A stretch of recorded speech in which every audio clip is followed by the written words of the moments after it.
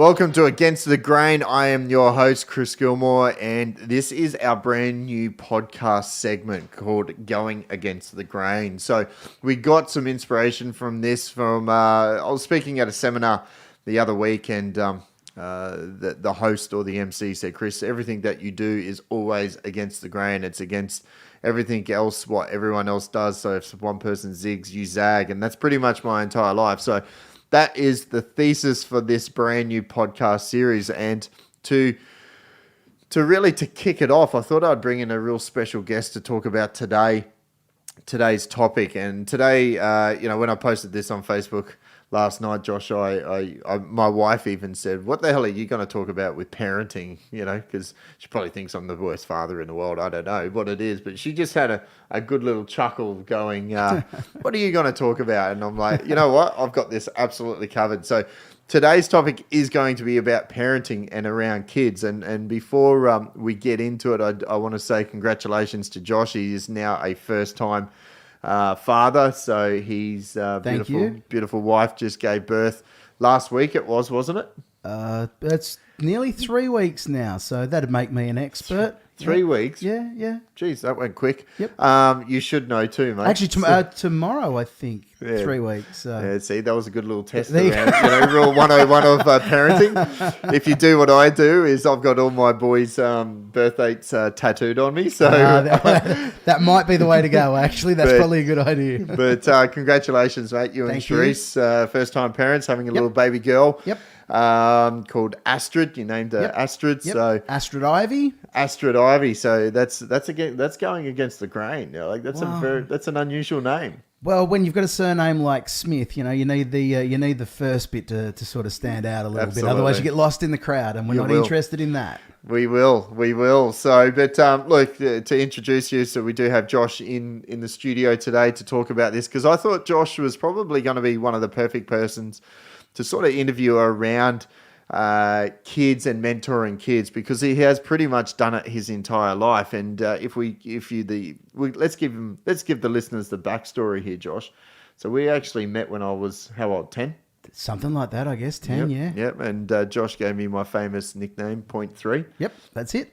So if everyone ever remembers those ads on TV with the family jumping in the car and they had that third child, and he would sit kid in the back seat. And he goes, on the Point 3. Point 3. Well, that was me apparently. So, I've upgraded from Point 3 to chicken legs. Yep. So, but look, we've known each other for a very long time, and that was because of the motor racing scene, and that is where you've pretty much spent your entire life, is in around motorsport, especially go-karting. Yep. And you mentored me back then. We won many state titles. Yeah, I was actually wondering, how many was it? I think it was 7. Was it? Was it that many? Yeah, it was about 6 or 7, mate. So I specifically remember the one at Bundaberg. Not Bundaberg, Warwick. Yep. I remember your dad pacing backwards and forwards frantically on the fence line, for sure. I'm pretty sure Warwick was my first one. Okay. Well, that's the one that sticks in my mind for sure. Yeah, well, Bundaberg, that was a sour one. Remember, we won that, and we got caught cheating, apparently. Was that right? With the engine building. Yep. Remember, we had an engine, and they had chamfered the port in the piston or something we didn't know about, or we didn't. That wasn't one of mine though. I'm not too sure who the engine builder was. I never got done for that. So. I did win that weekend though myself. Yeah, well, there you go. So I did win the Queensland state titles, and then only got it taken away from us for some reason. And I don't know how old was I? Was probably 10. You would have still been in the XL card at that stage. Probably, mate. Yeah, sure. 9 or 10. So I had no idea what the hell we were doing and what happened. But anyway, you move on, but we won Warwick, and we won many others, and I still, probably my most memorable though, Josh, would be Barossa back in Adelaide. Yep. So I that was in junior clubman. Yep. I think I was running in the PRD card at that particular time. So we're going back a long time now. It's hard to remember. Things start to get a bit blurry. They would, but I remember I was leading, and the jets come out of the carby, and I had to race the entire race one-handed. Yeah, right. Trying to screw it back in. Well, to keep it in place, Yep. you know, so the jets that are on a carby and a go-kart, for those people that don't know, is what adjusts the fuel mixture that runs through the engine. And it's quite important. It's probably the most important part on the engine. So without that, the engine will blow up and you don't finish. So I still have that photo of me coming around the sweeper before the finish line, one hand on the jet and one on the steering wheel, and I won and I raced that entire race one-handed. It's always the difficult ones that are the most memorable. Yeah, so that doesn't sort of stick in your mind too much when it's a walk in the park. No, well, it was a walk in the park. We absolutely flogged him, and I did it one-handed. I beat him with one hand down, but I still remember every single Australian title that I lost. Yeah, right. I remember every single one. I remember the one at Dubbo for sure. I remember Dubbo and good old Mark Winterbottom. But, and then the one at Gladstone with Matt Wall. That was by 0.0004 of a tenth. Yep. So a millisecond. But anyway, we won't talk about our losses and stuff like that. No. But so you've been a big mentor, especially in my early career of motor racing. But there was something that you went overseas for yourself and continued motor racing, and then you've come back to Australia and you've really sort of taken on that role that you've just mentored kids, and yes. It's something that you've always done. And yep, I thought that would be a really good topic to talk about today because I see it, I experienced it. I got no doubt there's a lot of kids out there that would also, probably feel it or think it, but it's more around adults living their dreams through their kids. Yeah, it is definitely something that you see, for sure. So like I know, especially with sports. Yeah, absolutely. There might be. You might be a parent and you were very good at sport back in the day, but injury or money or something happened that stopped you from going to, to that professional league or to that professional level. And then they have kids of their own and they really push their kids into the same sport that they did.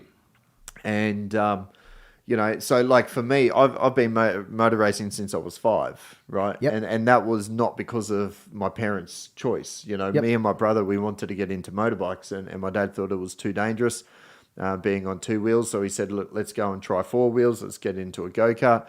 And, and that was the end of it. Yep. Do you know what I mean? And I did it and still do it 35 years later because I love it. It was definitely... That's what keeps you going, isn't it? If you don't love it, it's probably the same as anything. If you don't love it, it's hard to keep the effort and the enthusiasm up to it. Well, you don't have that passion for it, and I had a passion for it, And my dad and my mum and our entire family, we had a passion for motor racing, And when I stopped professionally racing in 2012, my dad still continued because it was his passion. Yeah. And we were still involved and stuff and still doing the odd race here and there and stuff like that. But I think now being a parent myself, and I have so many people that know my entire life that I've motor raced, they're like, why do your kids not race?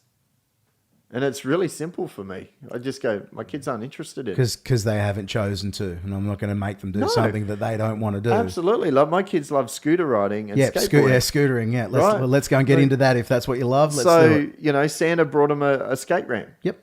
Right? Like I, as a parent, I will do whatever I possibly can to help them find what they want to do. But I'm not going to say, hey, boys, let's go to, because I've got 3 boys. Yeah. Right. So that's the perfect candidate to get them into motor racing. Yeah. Not one of them has any inkling, doesn't even watch it, doesn't even they don't even come and watch me race. Yeah. Because they're just like, Chris, it's bloody boring. Yeah. Like what do you do? Well, that's what I mean. That the idea of watching sport, I think that's one of the things, that I would certainly say is that's what potentially creates the interest in a sport with a lot of young kids. I mean, certainly for me, when I was young, watching Formula One with my dad, that's certainly where that started for me, sort of thing, and so sometimes I think, it's if there's a sport being watched a lot in a house, that sort of becomes a connection that kids have with their parents, even if it's just, to start off with sitting on the couch watching the footy with dad, does that lead to wanting to play footy? There's probably a connection. I've got no doubt. Yep. So probably in our household, we don't watch too much TV. Yep. So we're quite active. You know, Yep. if you talk to my mum, she'll be like, Chris, you're never home. Yep. I'm like, no, we're not. Like, we're out enjoying life and living life and experiencing as much as, you know. And I've got I'd be like any parent, but I think my boys are actually quite good at sport. Yeah. You know, what they do. You know, like Hayden, my middle, he loves tennis. Yep. Right now, this kid, I don't know if he's gifted or he's stupid. I don't know what it is. Being your kid, he'd have to be gifted. He's Wouldn't he? gifted. I've He'd got have no to be. doubt. I've got He'd no doubt have he's to be gifted, man. special. But he can play tennis with both arms, left and right. Yeah, no, okay, that's different. Okay, right. That's, Yeah, you tell me what no, that's 5-year-old can do that. That's different. Right? That's hand-eye coordination's hard enough on one side, let alone on. Mate, try and get me to kick a footy left-handed or left-handed, and I'm useless. Yeah. He's more left. Yeah. But we play because I encourage it because that's what he loves doing. So we go and always hit a tennis ball, even out on the road, in the backyard, or at a court. He gets coaching. Yeah. And stuff like that because he loves it. Yeah. We've never watched it on TV. It's just something, but he can hit a ball right-handed or left-handed. Like, I think that's kind of cool. That's unusual. That's definitely unusual. Yeah. So for sure. anyway, he might be the next Djokovic or Federer. But look, yeah. if the first Gilmour, He the could- first, he- the well- first tennis Gilmour. yeah, well, he's got to beat Dad first. But like, if you know what I mean, if that's what he wants to do, he's 5. He doesn't know what he wants to do for the rest of his life. But if that's what he wants to do and he enjoys it, it's like, well, do you want to get some coaching? Yeah, I do. Like, we're not forcing it on. We're Yeah. not pushing it on him. I've said to the boys, do you want to go karting? No. Yeah. You know what I mean? And If you let them find their own level, then that's the best thing, and probably one of the things with the question of parents, pushing their kids, too much, if that's such a thing. But like it's when the parents' goals and ambitions and the kids' desire to do it are out of alignment. That's generally where you get problems start to sneak in, And if you sort of follow with where the kids' level of desire is to do it, that's like with him. If you want to get some coaching, great. If not, then let's just keep it fun. That's probably the best way to go about it, I think.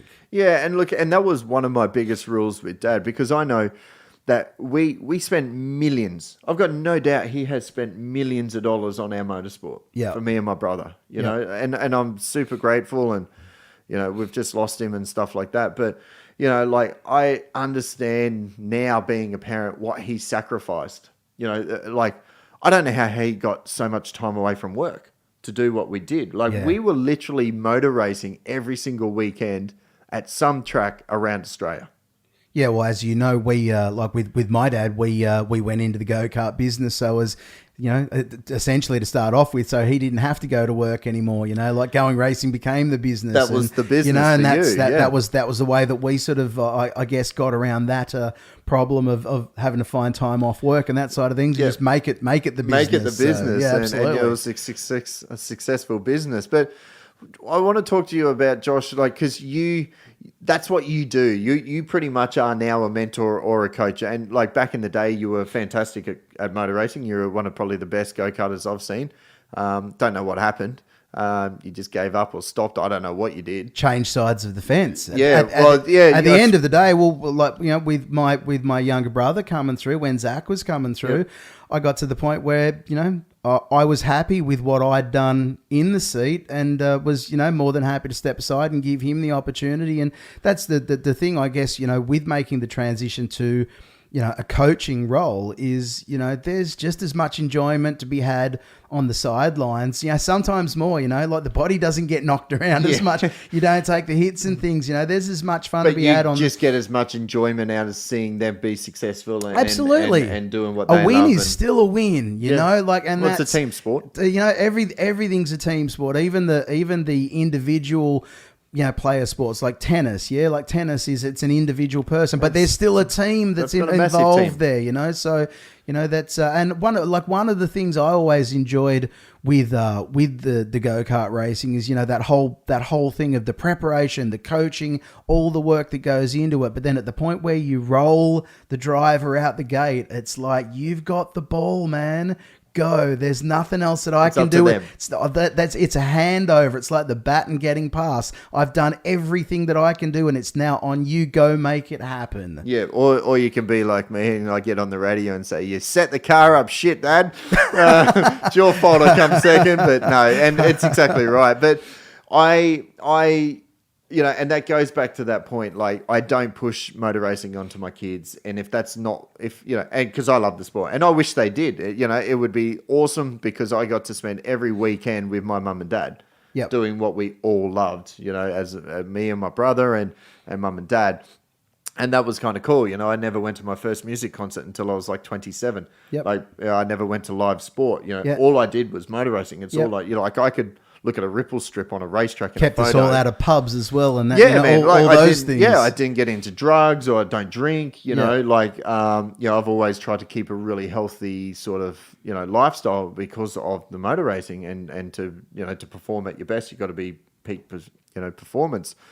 But I think parents really just push kids into doing things that they want them to do because they didn't succeed at it. And they want to, you know, they sort of want to see or live their life, you know, what they were grown or brought up with. And I think that's where they go wrong half the time. And that's why I've got you in here for this podcast, because I reckon you see it every day.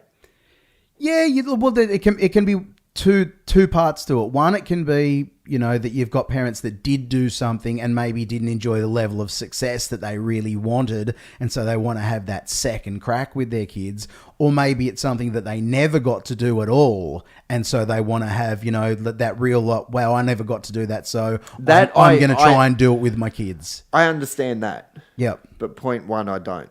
Yeah. Well, you know, I mean, I guess, look, and it's one of the things, I guess, you know, for both you and I, you know, at the point where you know, retire or walk away or whatever it is, that's easy to do when it feels like you can close the book having had success.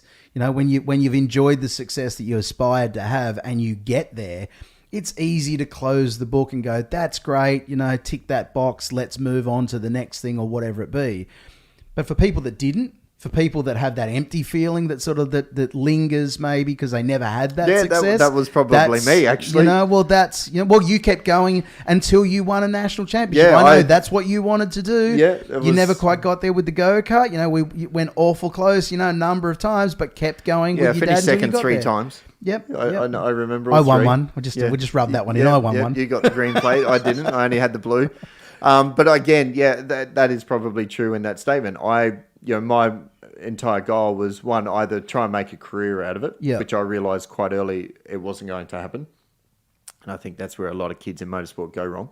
Yeah. But two, my other goal was I wanted to be the best in Australia. Like that's what we were training and practicing and driving towards as a goal. And when we achieved that, we won the national series in 2008. But then when we won the Australian Championship in the Formula 3 in 2011, I was done. Yeah, I was okay to go, you know what, Dad, we've done what I wanted to do. Yeah, well, I Yeah, you know, because we could. And stuff look like that. Look at Nico Rosberg, in Formula One. I mean, he put his whole life into you know, becoming Formula One world champion. I mean, it's maybe debatable as to whether or not there was, you know, how much parental influence was involved there with his dad having been Formula One world champion as well. But Nico went all the way through when he achieved that goal and retired straight away because he said, I've put everything that I've got into that. I've achieved the goal. That's me. I'm done. I'm out. Yeah. And I totally understood that. Back in 2016 when he made that call, that wasn't really a surprise to me. Well, going out on top is one way to do it, isn't it? Yeah, you know, absolutely. like that's a nice way to close things. Absolutely. You know, a lot of rugby players should do that. I think a lot of people... A lot of sports people should do it. Like Federer. Like, I love Federer. I think he's the all-time greatest of nearly of all sports, you know, ever. You know, I think he's had his day. Still great. Yep. Still amazing. Still, you know, top 10 and stuff like that. But you can see he's dwindling away. Schumacher did it. Back. Shouldn't have come back. Yep. You know, so but that's where you get into the debate about what are they doing it for. They love it. And if the love of it's if still they love there, it, then keep doing it. And for those Kimi Räikkönen's a perfect Kimi, absolutely. Kimi's perfect example. Kimi just keeps on keeping on. And the reality is, you know, if you've still got the ability to compete and get paid, that's, like, and those sports people get to a point where they, there's a certain lifestyle that they enjoy. And if they can continue with that lifestyle and get the enjoyment from it, and, again, Federer can look at it and go, man, like, did I want another trophy to have to stick somewhere? Did I want to have to build some more shelves to put another one up? It's good. I'm happy. I've had that success. So, let's keep going. Yeah, no, that is true.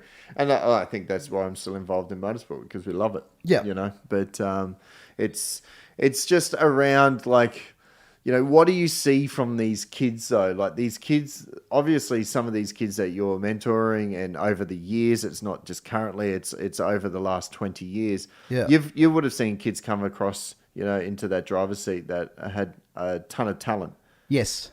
But it was purely because the parents could afford to do it, and they just didn't really have that drive to do anymore. Like, it's a combination of things, but I think, and this is a conversation I've had a number of times in the last few years, and there's definitely a question mark that comes up about how badly the kids want to actually do it. Like that, the age old, is that burning desire there to do it. And one of the things that, you can absolutely look at these days compared with, back in our day is, there's so many distractions now, whether it be, just mobile devices and just in general in kids' lives. So I know I was having a conversation with someone just not that long ago about exactly this point, that, like, for me in the mid 80s, wanting to be enthusiastic about going motor racing when I was still living in Perth with my mum, you had to commit to just even being a fan of a sport. Like, when I first got interested in Formula One, you had to, in Perth, you'd have to sit up till 10:30 on a Sunday night.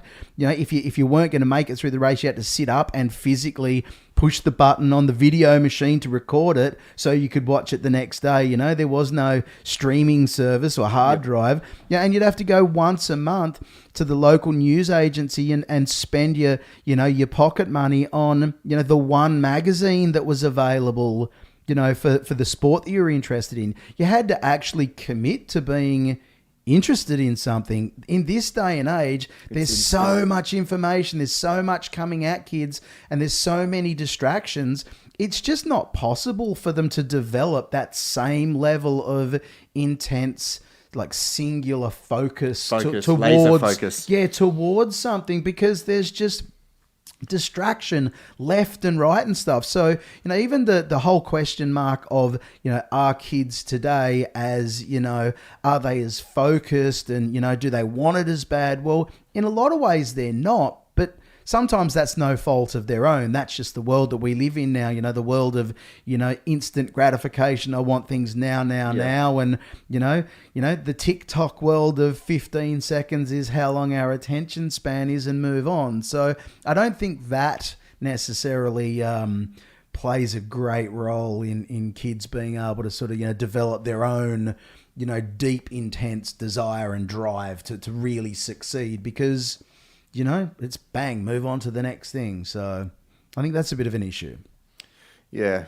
Well, that could be a whole different podcast. Yep. Couldn't it? Distractions. Yeah, well, and kids. We all suffer from them. Yeah, I know, but look, it's just the world that we live in, and it's not changing. It's not going to go away. So you just got to live with it and adapt and stuff like that. But one of the things that I do, that constantly confuses and amuses me at the same time with dealing with some of the parents is probably the idea around, constructive criticism as well, and that's where, when you've got the parents maybe overly pushing the kids along, and especially when you're dealing with young kids. I mean, like, think about the kids that I work with, sometimes, they're, like 10, 11 years old, whatever. And, you're constantly having the conversation with parents and saying, like, let's be realistic here. Is there any way in the world that your 11-year-old is a perfectly refined, polished, finished example of this sports person? Like, no, there's just no way at that age that, that the kids are all that they're ever going to be. There's so much room for growth. Do you think parents have a higher expectation on the kids now than... Sometimes the parents have a problem with wanting to accept that there's room for improvement with the kids. Sometimes it seems as though parents are so wanting to feel as though their kid is The one. the one or the best, and that they're all that they sometimes fail to recognize that, hey, this kid's just exactly where they should be at this stage of things. Yeah. And they've still got a whole lot of potential and room to grow and all of that. And that's what you should be focused on. But if you get to the point where you want to start going, no, my kid's all that, and you close your mind off to the future improvement and growth potential, if you take the focus off of that, you take the focus off of that. And that's the thing, that how do kids get better? By focusing on being better. When the focus is on improvement, that's where the improvement comes from. And if you start getting to the point where you take the focus off of that and start blaming all the other variables around the kid, well, that's when the growth and improvement slows down and plateaus. I think also too, Josh, I see a lot of parents, right? And you'll experience this, like, especially like at our school, right? Where my boys go to school. I reckon a lot of parents, they feel that, they're being judged on how good their kid is at a particular sport. Like they want their kid to be the best. So they feel, good about them as a parent. You know what I mean? Like, I don't know how to explain it, but it's like the parents are worried what other people are going to think of them if their kid is good or shit at a sport. You know what I mean? And I think, like, that's where I don't care. Like, if my kid is no good at rugby league, I don't give a shit, right? Yeah. He might be good at chess where their kid's not. Like, every kid's going to have different potential at different things, whatever they do, But I think a lot of parents feel, oh, my kid has to be, because we're at this school, he has to be good at, soccer, and he's got to be good at running, and, and I think there's just so much pressure. And I reckon the parents then push and put that pressure on the kid. Yeah. Well, look, to me, the problem in that situation is that the assessment criteria and what the goal is misguided. When the goal is the win, yeah, like if you've got a kid that's running in athletics and they're running, for example, if you make the goal the first place ribbon, then that's where people go wrong. If the goal is, I just want the kid to be the best that they can be, when the objective is in the self-improvement, when that's the focus, like that's what I say to kids all the time, especially with motor racing, things like the lap time. Stop focusing on the lap time. That's just the outcome. That's just the result. If you focus on the skills and the techniques and everything like that, and mastering that and being better at the things that lead you to that, then that just takes care of itself. And when that's the end result. That's when you put the result as the thing that you're chasing, that's the wrong way to go about it. That's where you look at any coach, you look at football coaching, like superstars that are getting paid, I'm a big fan of American football, and it fascinates me where you see these guys, they're getting paid, tens of millions of dollars a year. And the really, really great ones, you'll see every off season, people like Tom Brady, like 6-time or 7-time Super Bowl champion. He goes back to California every year and goes and works with a throwing coach and goes back to the fundamentals, the most basics of the technique, because he understands that that's where the success comes from. Hoisting the trophy at the end of the season comes from putting the grind into the little details and the work along the way. And that's where sometimes I think people get misguided, is they don't make, they make the wrong thing the number one objective, and they get too caught up in that rather than, the activities that are going to get you to it. Yeah. And that's what I always said to Dad. I said to Dad, I'll stop motor racing when it stops becoming fun. Well, again, like some of the things, I would sort of definitely say, again, coming back to American football, I'm a massive fan of Peyton Manning. And, one of the things that you used to sort of listen to in interviews with him, he openly said that he fell in love with the practice part of it, mastering his craft on the practice field.